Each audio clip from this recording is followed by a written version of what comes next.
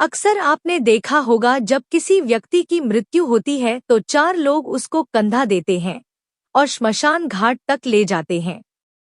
उनके साथ क्या होता है यह किसी को नहीं पता। आज इस रहस्य से पर्दा उठने वाला है। सुनकर हैरान हो जाओगे कि उनको इसका क्या परिणाम भोगना पड़ता है। इसीलिए इस कथा को ध्यान से सुनना।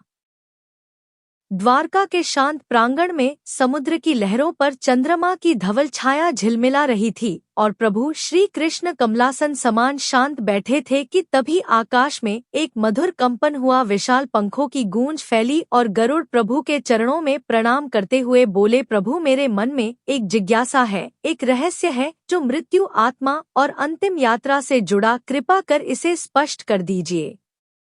कृष्ण मुस्कुराए। उनकी आंखों में अनंत करुणा चमकी और वे बोले, गरुड़ तुम्हारी हर जिज्ञासा धर्म का द्वार खोलती है। पूछो तुम्हें क्या जानना है।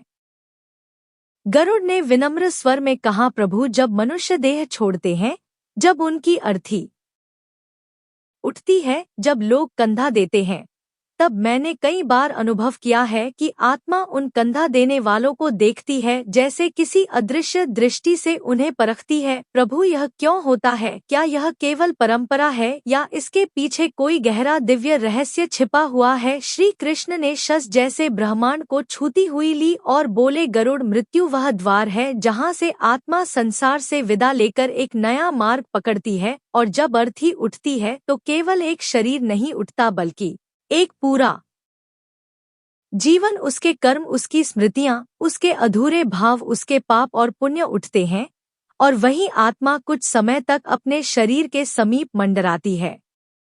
देखती है कि उसकी अंतिम यात्रा में कौन आया, कौन नहीं आया, कौन श्रद्धा से खड़ा है और कौन केवल दिखावे से। इसलिए आत्मा उन कंधा देने वालों को देखती है, परखती है। ने पूछा, प्रभु क्या अर्थी उठाना केवल रिवाज नहीं है? कृष्ण बोले, नहीं गरुड़, कंधा देना एक ऊर्जा का आदान प्रदान है। यह देह से बढ़कर आत्मा और जीवित मनुष्यों के बीच एक अदृश्य अनुबंध है।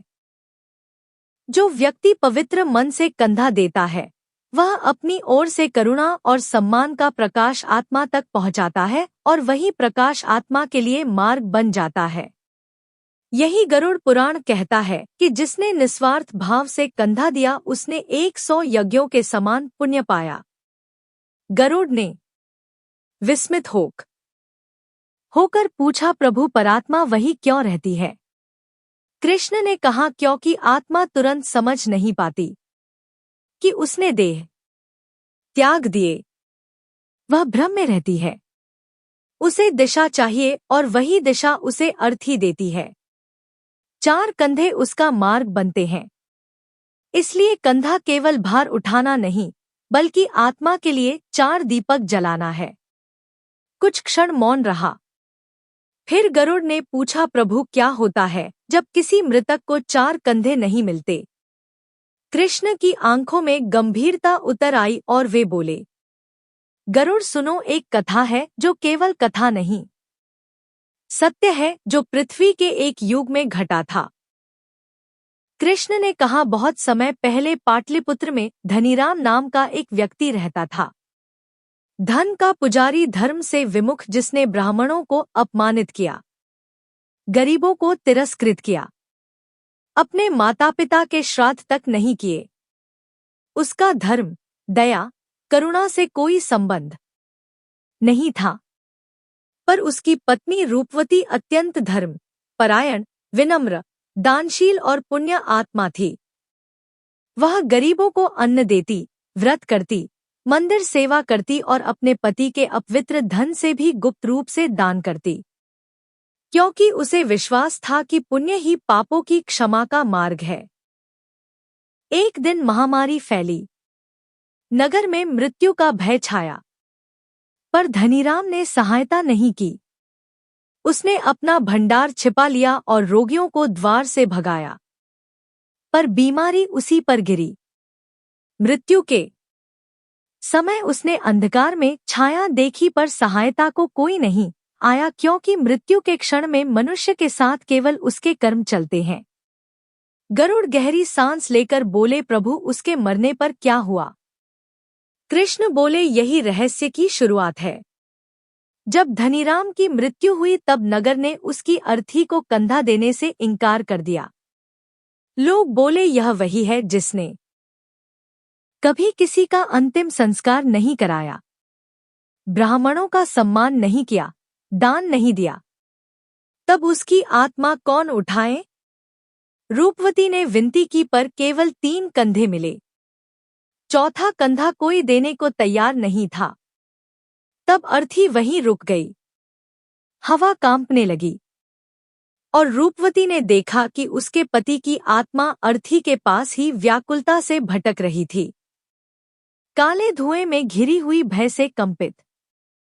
आत्मा देह के बिना भी उसी देह से बंधी थी। गरुड़ ने पूछा, प्रभु क्या आत्मा देह के पास रहती है? कृष्ण बोले, हाँ, गरुड़ जब तक अर्थी पूरी विधि से नहीं चलती आत्मा आगे नहीं बढ़ती। और गरुड़ पुराण स्पष्ट कहता है, यदा चतुर्थम स्कंधम प्रेतस न लपते तदा आत्मा न स्वर्गम न यम लोकम न पुनर्जन्म लपते। अर्थात बिना चौथे कंधे के आत्मा अधर में लटकती है, न आगे बढ़ पाती है, न लौट पाती है और समय के साथ प्रेत बन जाती है। गरुड़ यह सुनकर गंभीर हुए, प्रभु फिर क्या हुआ? कृष्ण बोले, रूपवती ने नगर के कोने कोने में जाकर प्रार्थना की और अंततः एक अज्ञात युवा साधु आगे आया। उसने कहा, मेरा धर्म दया है, मैं चौथा कंधा दूंगा। निस्वार्थ भाव से दिया गया कंधा आत्मा के पापों को मुक्त कर देता है। और साधु का मन निष्काम था, इसलिए वह पाप का भागी नहीं बना।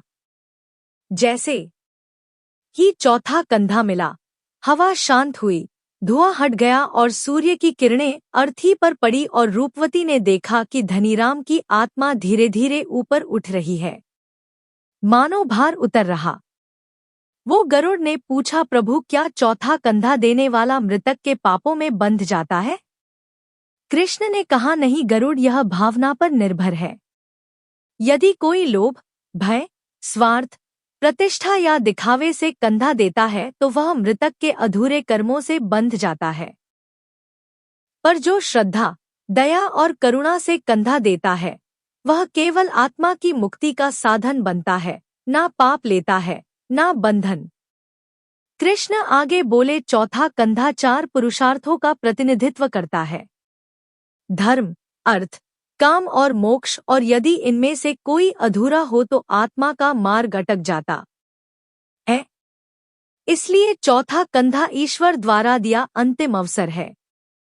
जैसे दीपक अंधकार में राह दिखाता है, वैसे ही चौथा कंधा आत्मा को दिशा देता है।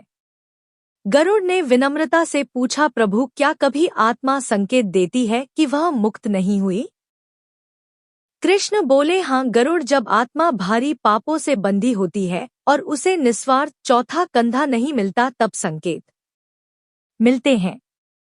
बारिश शुरू हो जाती है, अग्नि नहीं जलती, कंधा देने वाला अचानक बेहोश हो जाता है, अर्थी गिर पड़ती है, दाह संस्कार में बाधाएं आती है।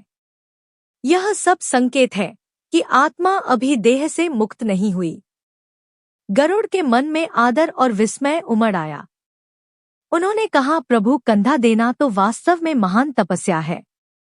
कृष्ण मुस्कुराए और बोले, गरुड़, कंधा देना केवल देह को उठाना नहीं है, ये आत्मा को उसके कर्मों के जाल से एक बार में बाहर निकालना है। यह मनुष्य का नहीं, आत्मा का सहारा बनना है। ये उस अंतिम क्षण में ईश्वर के कार्य का हिस्सा बनना है। इसलिए कंधा श्रद्धा से देना चाहिए, शांति से देना चाहिए, पवित्र मन से देना चाहिए, क्योंकि एक आत्मा की अंतिम यात्रा में तुम्हारी भागीदारी है।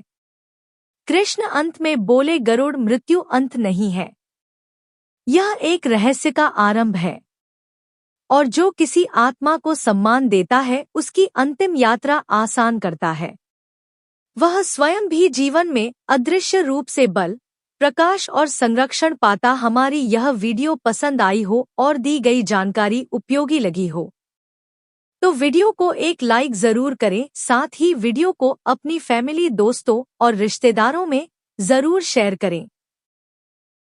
और आगे भी ऐसे ही ज्ञानवर्धक वीडियो देखने के लिए हमारे चैनल धार्मिक कहानियां, भजन एंड कीर्तन सब्सक्राइब करके बेल आइकन दबाकर ऑल पर से कर ले। मिलते हैं ऐसी एक और नई वीडियो और एक नई जानकारी के साथ। तब तक के लिए आप और आपका परिवार हमेशा स्वस्थ रहे।